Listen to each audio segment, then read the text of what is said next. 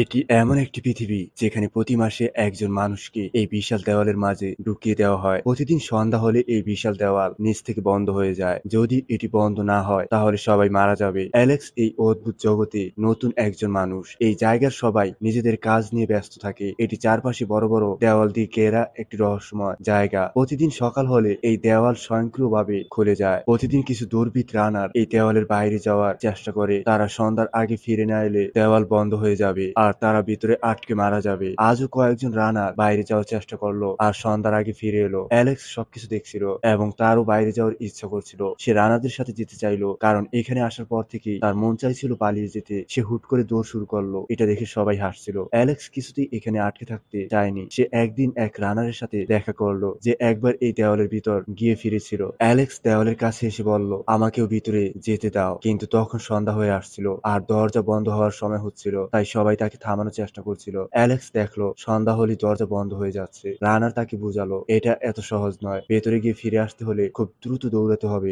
আজ মাসের শেষ দিন ছিল, তাই সন্ধ্যার সময় একজন মানুষকে ভিতরে ঠেলে দেওয়া হয়। কিছু সময় পর দরজা সম্পূর্ণ বন্ধ হয়ে গেল। পরদিন সকালে দুইজন রানার ভিতরে প্রবেশ করলো, কিন্তু সন্ধ্যা হয়ে গেল তারা ফিরে এলো না। এটা দেখে সবাই চিন্তিত হয়ে পড়লো। অ্যালেক্স দেখলো একজন রানার ভিতরে পড়ে আছে। সে দুর্বল হয়ে অজ্ঞান হয়ে গেছে। দরজা দ্রুত বন্ধ হয়ে আসছিল। যদি তারা না পৌঁছায় তাহলে তারা আটকে মারা যাবে। অ্যালেক্স বুঝতে পারলো কিছু না করলে রানার মারা যাবে। সে ভয় না পেয়ে দরজা বন্ধ হওয়ার আগে ভিতরে ঢুকে গেল। রানার অবাক হয়ে বলল, তুমি কেন ভিতরে এলে? এখন আমরা সবাই মারা যাব।